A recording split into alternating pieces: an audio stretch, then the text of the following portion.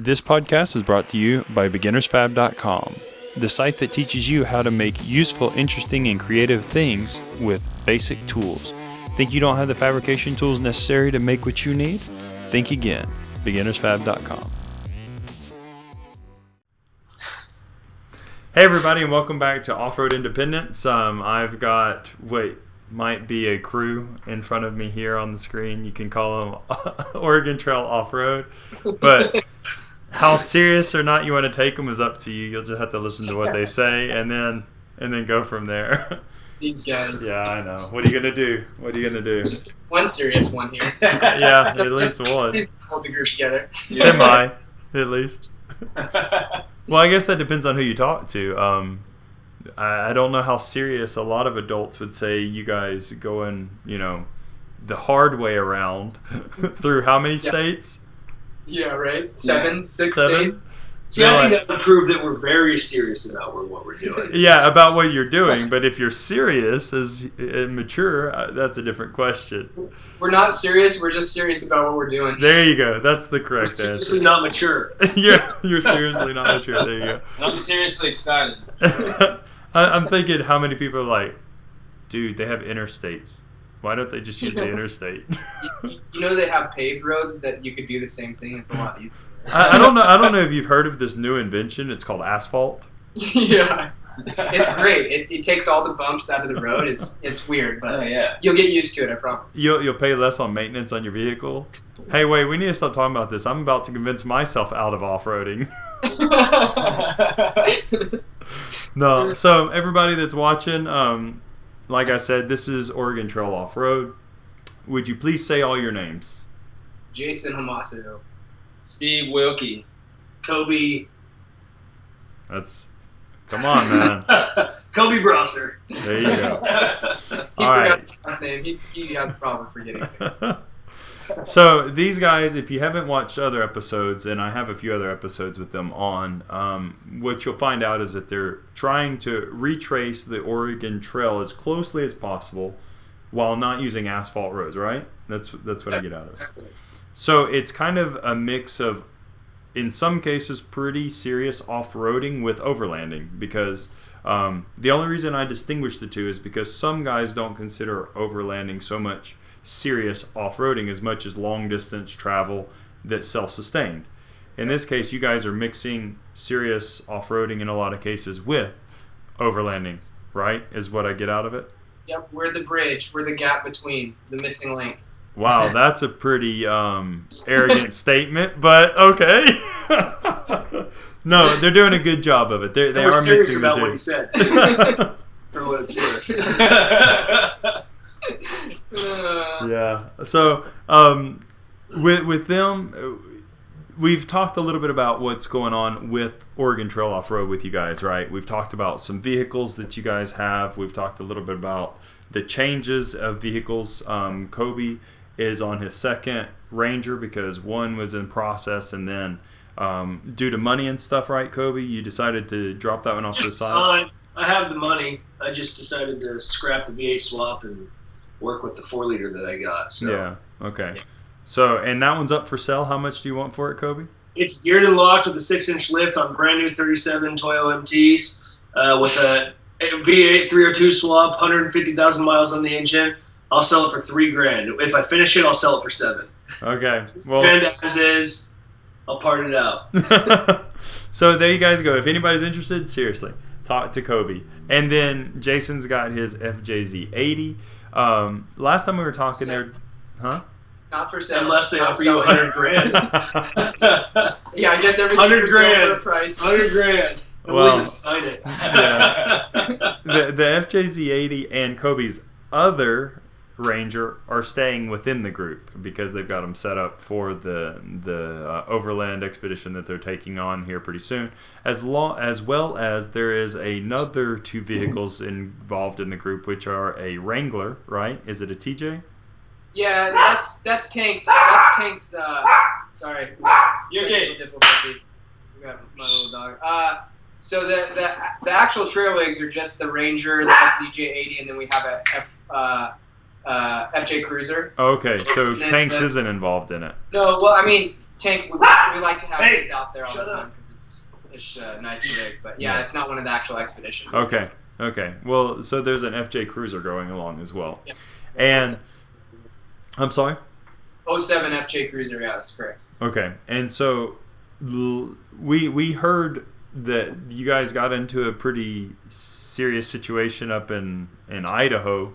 And Jason, I guess, got excited about the trail coming up and didn't replace a part they needed to. Okay, guys. Yeah, so lesson learned, we decided that we were going to, there's 2 studs missing out of my steering arm, and we put a couple grade 8 bolts in there, went to, we were 2 days out, so we went to Boise, a couple days later, picked up the parts, and instead of installing them there in the parking lot where it would have been nice and easy and convenient, we decided we're going to do it on the trail because it'd make for better video. Those are our famous last words. The things you do for video. Oh, man. And we got probably 11 miles down the road and hit the gnarliest trail. There's a picture of it on our Instagram. It's Kobe's truck with a sign next to it that says, vehicle travel not recommended, highly eroded. So, of course, we got to try it out. And then in the background, you see Jason's cruiser about 3/4 of the way up the first of 4 humps before it down. Yeah, so we get up to the top, and I'm up there, and Kobe calls me on the radio, and he's like, I'm like 100 yards from the top, but I just can't make it. So I was like, okay, I'll pull around and winch you out. So when I turned, it just felt weird. It felt mushy, and I was like, okay. So I start putting down this hill, and my driver's side is on the downside side of the hill, and I'm kind of sidewalling a little bit back down to him. Well, I kind of turned my steering wheel again, and by that time I was like, there's something wrong. So I hopped out and I looked at my tire, and sure enough, that steering arm, the 2 grade 8 bolts I put in there were sheared off, and the other 2 studs were gone. And so that tire was sitting like this. Yikes. And what we didn't know is I lost a trunnion bearing too.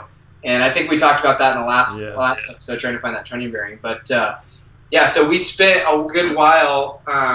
To add insult to injury, we had a keyed lug nuts. The lock lug nuts? Yeah, the lock lug nuts, and we lost the key for it. And so we're like up there on this hill, no lug nut key.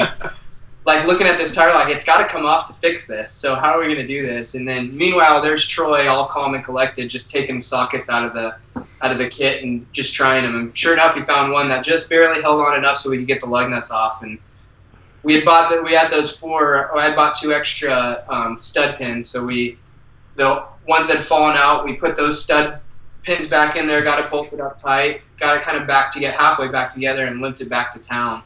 So it was a sketchy trail fix, especially since you were jacking up the high side of the truck to where, and it just felt like the whole thing's just going to start rolling down the hill. Yeah. Hey, well, you know what? That ground anchor that you guys have, that self-rescue anchor, right. What I was suggesting, or the reason it even came to mind, is next time you guys do a trail repair like that, it may not be a bad idea to put it at the corner of your truck out there so that you can run the winch off around the ground anchor and to your rock slider. Yeah, that way it holds you up. Yeah, to keep you from tipping on over if you... That's a good call. Yeah, so, I mean, you really even do that with a strap and a rock or something. Yeah, too. if Kobe's truck had been closer, for instance, you could have been able to even use a strap off his winch or his truck, and you know what I mean, just to keep it from toppling on over. Yeah, we've all seen those videos. Yeah, yeah, we have. So yeah. So now, Wilkie, I understand that you're kind of on top of what's coming up for the second portion of this, the main trip, right? So from now, which is 11 weeks from now, right, to the actual trip, if I'm not mistaken, and then 40 days on the trip, correct? Yep. Yeah. What's going on? What do you guys have in the initial stages now from what you've learned that you're doing to prepare? And what do you guys think you're going to be able to find out on the trail? So right now, what we're doing, we've got certain deadlines as far as like when finances need to be in and when the gear needs to be prepared and outfitted by, and just a timeline leading up to the start of our expedition. And then we've got certain expectations for the expedition, but it's really going to just kind of unfold as we get on the trail.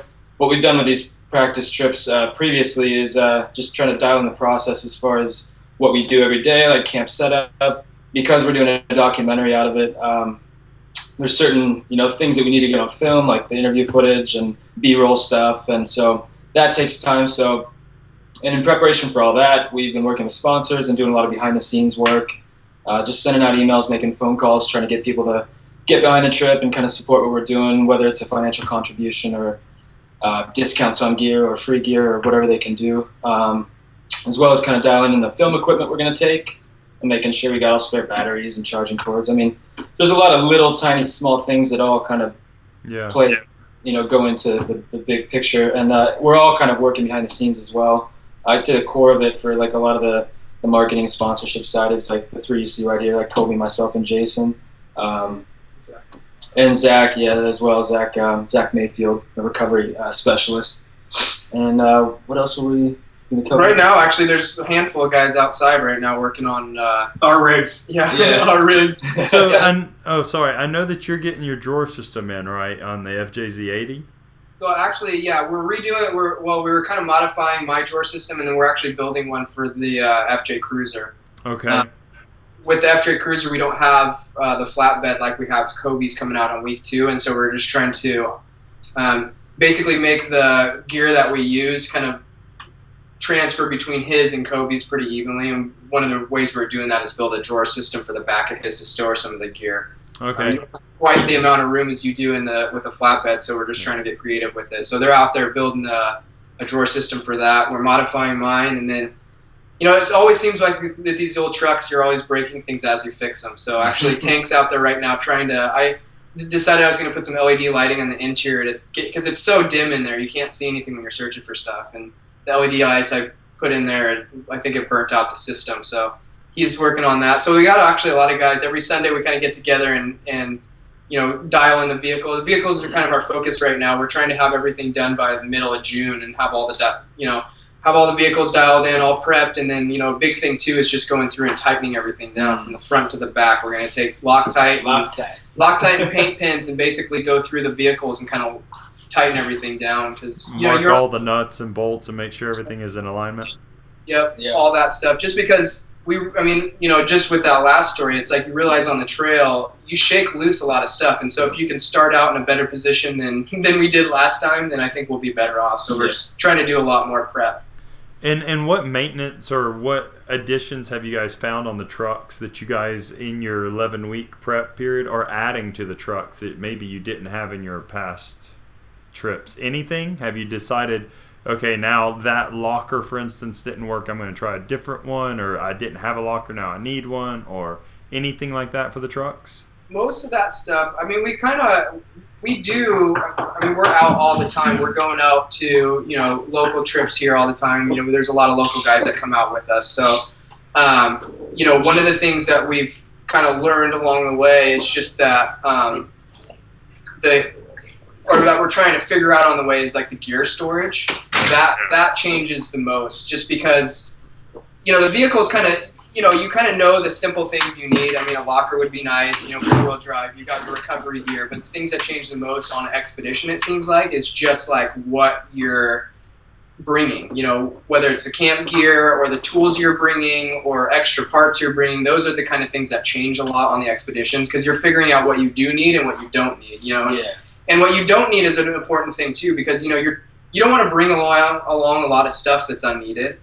And so trying to determine what is needed versus what isn't is kind of a back and forth struggle. You want to be prepared, but you don't want to be overloaded. And so that seems to be what we iron out the most on the trail. There's small things as far as the vehicles go that we realized we needed. I mean, Kobe's truck, we realized it needed to get a little further up off the ground. There was some clearance issues, that kind of thing. But for the most part, we haven't really traded out a lot of parts we don't like these rock sliders, we're going to do this bumper different or whatever. So most of it's just kind of ironing out the gear, and that seems to take up the most. Okay. And Wilkie, do you have more or less an idea from what you guys have all talked about what the trail is going to be like, or is most of the trail stuff, I know that Jason was working on that a while back, mapping it all, is it pretty set or is it all kind of up in the air? It's all kind of up in the air. I mean, it's anything ranging from forest to the Great Plains to the Rocky Mountains. So it's going to be flat. Some spots going to be rocky in some spots. But the one thing that's going to remain consistent on the trail every day is like what we need to accomplish, like I was talking about before. So that's like part of what Jason was saying. Every time we do a trip, we dial in like all the film gear we need, I can't talk.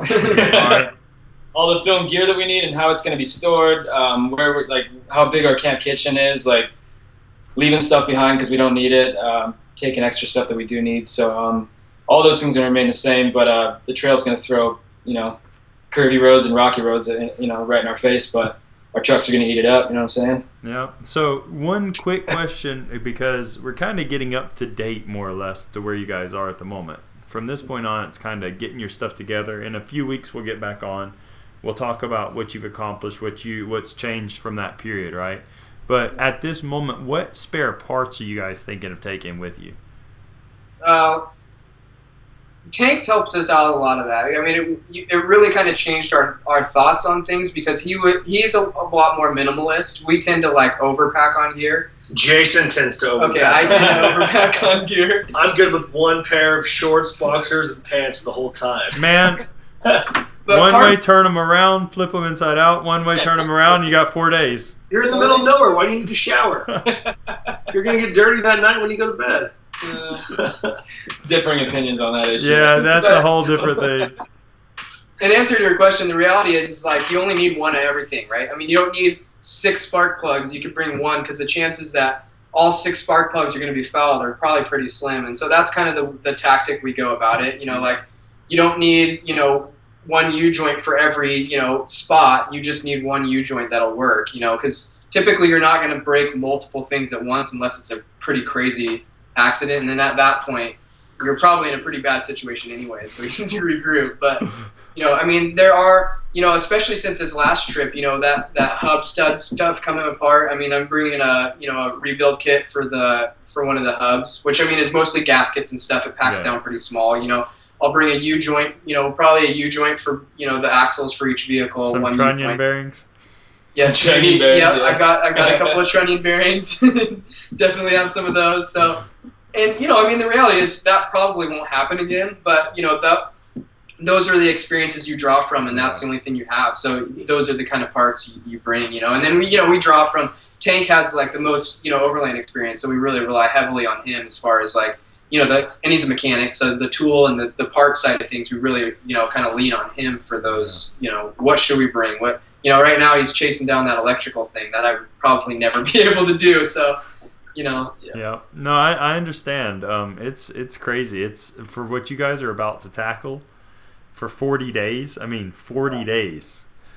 It's a major deal, and I have a tendency to overpack tools and parts as well. I'm like, okay, I have 2 CVs in the back of my truck. I have like, just in case, I have 4 U-joints, 2 CV axles. I mean, everything.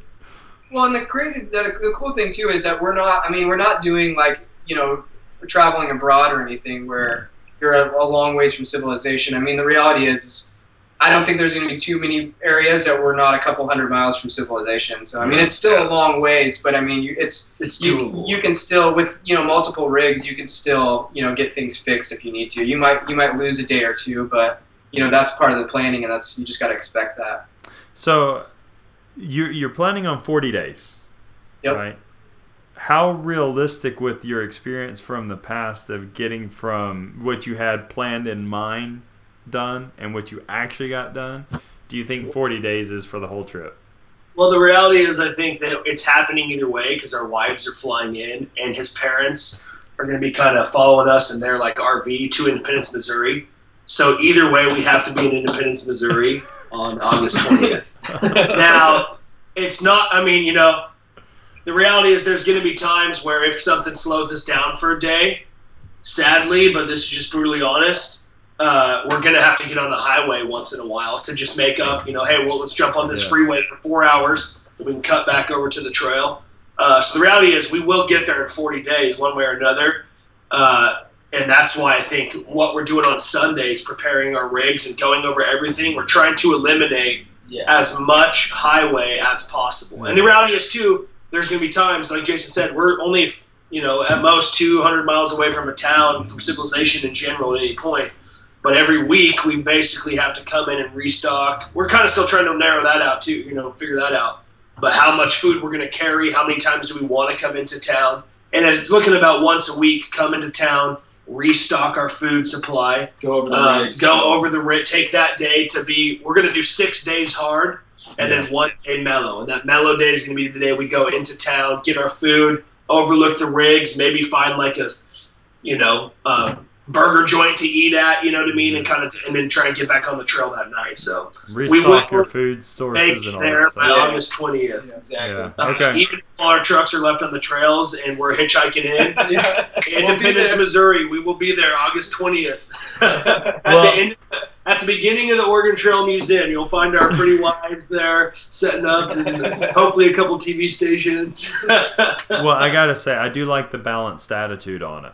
I do like the attitude that, let's say, do or die, but in the sense of making sure that your end goal is met, instead of trying to force through, ridiculousness and it putting you 10 days behind, 20 days behind, because, I don't want to be negative, but let's face it, from what we've talked about, some of these roads, you go a good set of miles in and then they're closed off and you're like, well, what'd I do? Or it's so washed out you just really can't get through it without it being such a time consumer or risking breaking something seriously, Yeah, we originally we were trying to establish a route that other people could travel. Well, just like the vehicles changed, so do plans, and we realized that was a way bigger undertaking than we were prepared for. So, that eliminated a lot of stress as far as having to be on the trail, because you're really trying to establish it and then use this trip as the figuring out where the route actually goes through. And so without that, it alleviates us trying to have to put all the trail miles on there, and it gives us the opportunity that if we do get behind or we do lose a day or 2 or 3, that we can make that up on concrete and not lose any of the the plan of what we're doing. Yeah. So. And the reality is, too, out of that 1,200 miles that got us, 12 miles into Idaho's terrain, we probably only spent in that time maybe 5 hours on highways. If that. That's pushing it. Like when we left Oregon City, it was an hour drive to the trailhead. We had to go to Baker City 2 different times because that's but so Idaho seems to be, from what we, just in doing research and stuff, Idaho and the Rockies are obviously going to be the hardest sections of trail. Yeah. So we're hoping that, for not even for anyone else's sake. It would be very easy on our videos to do 2 hours of trail time every day, film it, and then take a highway and go stay at hotels and crud. You know what I mean?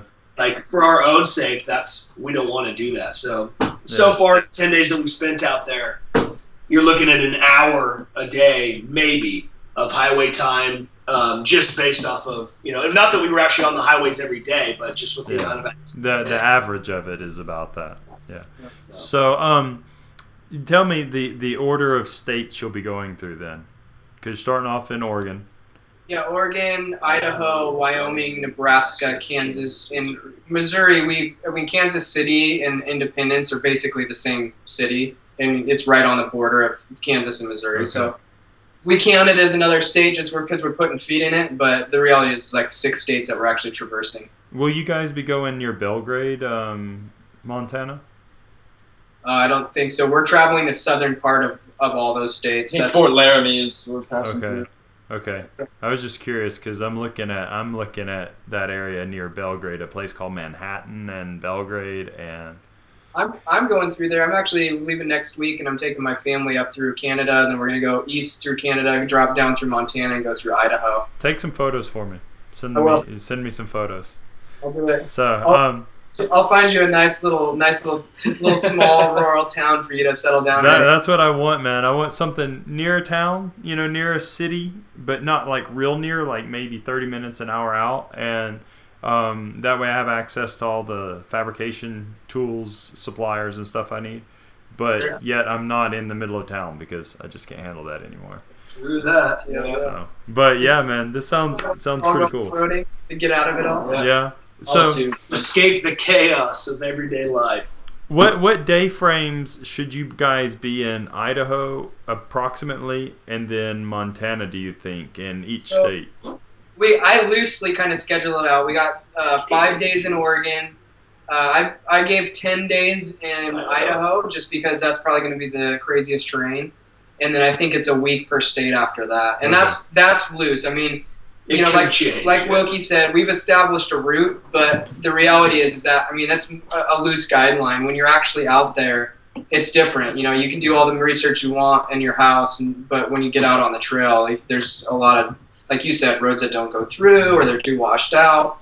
And, you know, there's definitely that thing where, you know, even like, you know, we did this winter trip a little while ago and we went to scout for it. And, you know, there's a point where you're pushing and pushing and pushing, not getting very far, that you kind of have to stop and be like, are we going to keep doing this? Or are we going to, you know, regroup and try something different? Because, I mean, you may get through, but it may take you 8 hours when you could have taken a 4-hour detour and got back to the same place. You know what I mean? So it's all those kind of little things that hold you back. But that's the adventure. That's why we do it. You know, I mean, if it was all scheduled and we knew exactly what would happen, it wouldn't be an adventure. So. That's right. Now, one last question for you guys before we sign off today. Are you guys going to use any of the apps that track you as you go so other people can watch where you're at and where you're going? I know that, like, the guys on Roadkill, the TV show, you know, they are Motor Trend show, they use that a lot, and they get fans that meet them, like, in certain areas because they're following where their progress is. Yeah, we use pretty much the app we use is MotionX GPX. We used it from the very beginning, and there's a channel that we'll give everybody before we leave, and you can hop on the internet and off of MotionX GPS's website, you can actually see where we are. Okay. I don't know how well that works out in remote areas. Mm-hmm. So it may be a situation where it just kind of pings our location when we gain cell phone service, which typically at least once a day. Yeah, we give service even if we don't even realize it. Yeah. There will be a way for you guys to track us. We'd love to see everybody on the trail. The reality is it's really hard because we don't know exactly when we're going to be in any place. So, you know, there's a group of guys from Kansas that actually did the Kansas route for us. So they're going to actually guide us through Kansas, which was really cool. Kenny Olson with Cons Overland. They're just an overland group over there that's been helping us out. So, yeah. So there'll be a few. I mean, we definitely we're going to be around each other the whole time. It'd be nice to see some other faces. So we're going to try to make that happen. Well, as often as we can too. On a more to me, not being as up with technology, more so the Instagram stuff. When we get service, we're always posting on Instagram and Facebook where we're at. So if there was a chance that oh, hey, you guys are in my area, and I posted something 20 miles away from where they are, and you know, that's another good way to kind of just track more visually too, as well, to see what you know, where we're going through and where we're at and that kind of thing. Okay. Well, perfect, guys. I'll let you guys get back to your day of work. I know you guys have got a bunch of stuff going on out in the shop, and I appreciate. The sun just came out. Right. All our guys are going to leave as soon as we walk out and say, "Hey, we're done." Well, I once again, guys, thanks for coming on the show. Thanks for your patience. Absolutely, we appreciate it. Yeah, it's always fun to have you guys on the show and talk to you about what's going on and everything. If you guys are watching for the first time, all you guys out there that are viewers or listeners, go back, check out some of the other episodes that I've done with Oregon Trail Off-Road or just other Off-Road Independence episodes. I've got a number of them online that you can check out. Don't forget to check out OregonTrailOffroad.com, which is you guys' site. What is your Instagram? Do you recall what your Instagram is? Just Oregon Trail Off-Road, one word. Okay. Oregon Trail Off-Road. And Facebook is the same, right? Oregon Trail Off-Road? All right. And our YouTube channel, actually, to see videos, is youtube.com/Oregon Trail Off-Road 2013. Okay. 2013. Yeah. So that's where you can see all the videos and kind of get a better... But you link to those through the website, so just go to OregonTrailOffroad.com. Yeah. It's all inclusive. Okay, so there you go. And then, of course, please don't forget to stop by and check out my sites. I don't mean to be selfish, but I need you guys to stop by my sites too, which are beginnersfab.com, also bgrfab.com, which is the same as beginnersfab.com, just in case you forget the title. offroadindependence.com. And for both of those sites now, I have some swag up that you can buy. I'm working on a system with a bumper manufacturer who is going to sell me components to build your own bumpers at home. So just go by and check those out, guys, and I hope that we see you in the next episode. Thanks. Appreciate it. Thanks for having us.